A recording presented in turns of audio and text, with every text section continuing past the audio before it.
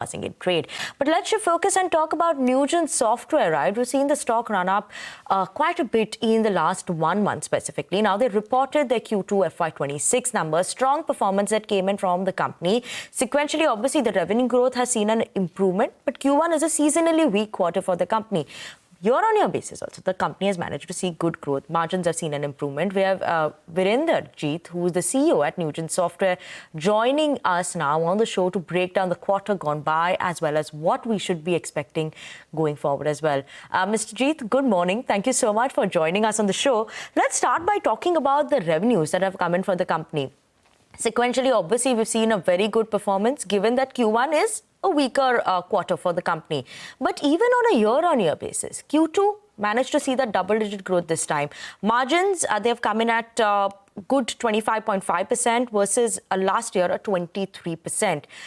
What is it in terms of the growth outlook that we could watch out for from the company for the full year FY26? And in terms of margins, if you could give us any guidance here. Good morning and thank you for having me on the show. You're absolutely right. I think Q1 is a weak quarter. We are a seasonal business with Q3 and Q4 tend to be much larger quarters for us.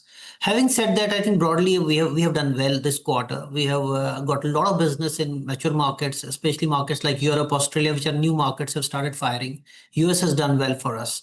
And India and EMEA still are, compared to our historical rates are weak. But I think we hope that next 2 quarters we are going to improve in those markets as well.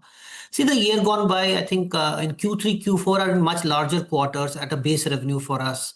And we do expect that the momentum which we have done in Q2, we should be able to continue.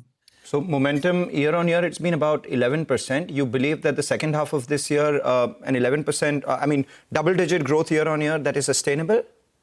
Yeah, I think, we are aiming for much larger, but I think as the environment is slightly more in flux, and I think in some of the territories, we are still finding certain challenges in some segments. So I think we should be still able to aim at these numbers or try to do better than these numbers. All right. So what does that do to your full year numbers? If you could give us a target on that one, what is it that your aim is?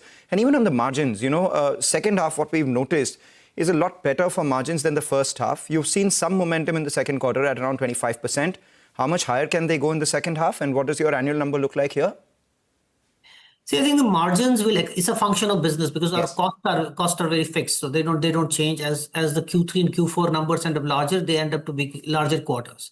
I think also, I think some amount of costs in terms of expansion of manpower and other things will start triggering in Q3 and Q4.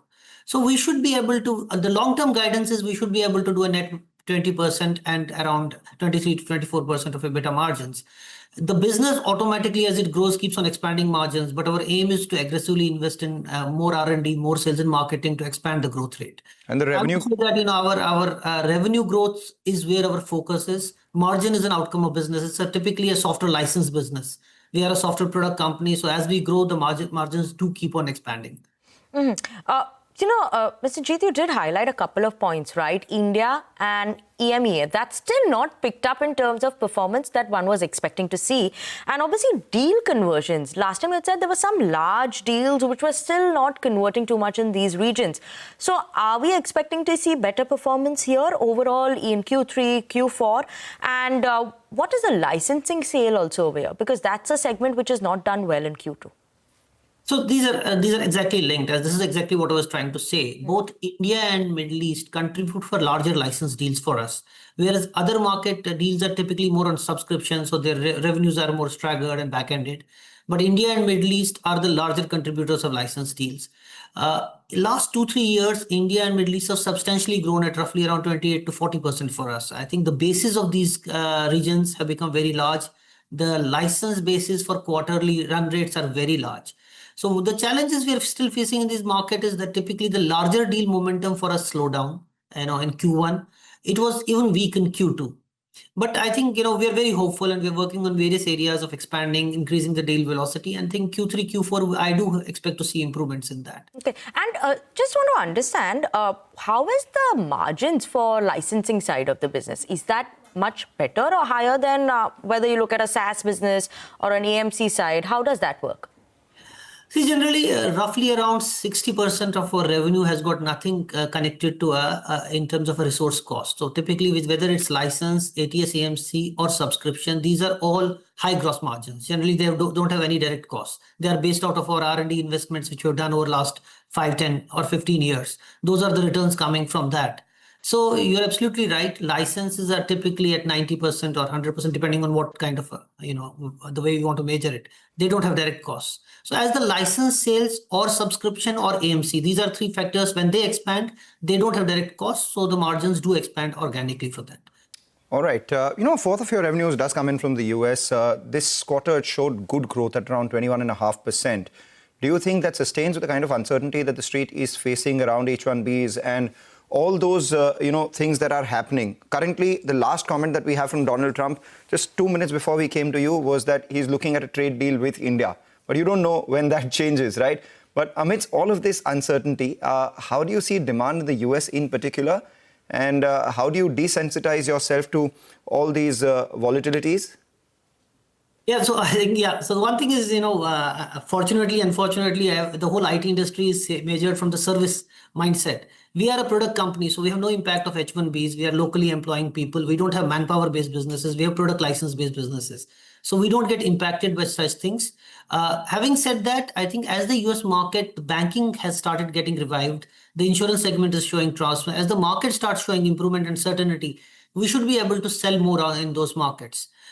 We don't see the challenges of the current uncertainty around policies or H-1B visas affecting our business. In fact, we're completely disconnected from that. We are not a people-based business. We are a software and a IPR-based business. So in the long term, I think, any kind of effect which has a better growth of US economy in terms of banking, financial services should give us improvement and traction. Okay. And sir, just a quick one. You had mentioned that, AI-led productivity is something that is leading to a lower employee cost, right? So do you see that increasing a bit more in the second half of the year? Headcounts also this time have seen a reduction of around 100 on a year-on-year basis. So will we see such a reduction furthermore? See, I think we don't need too many people in our business as such. I think if you've seen historically for doing around 20% growth, we just needed around 6 to 7% of the people. That was the net addition. This year, I think we had pre-hired a lot of people last year. We also rely a lot on campuses, and we always, take all the campus. So we have again taken people in January. We'll be again taking people in January. The the wage increase, which is typically the annual increments, will also have started also kicking in from this quarter. There will be small increment of wage costs at that, but I don't see in long term we will have have too many of people requirement.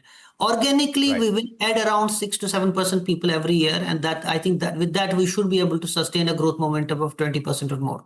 All right, 20% growth momentum and 6 to 7% increase in people, which means that you have a long-term guidance of 23 to 24% in the EBITDA margins, 20% in the net profit margins as well. Wish you good luck for the second half of this year. But we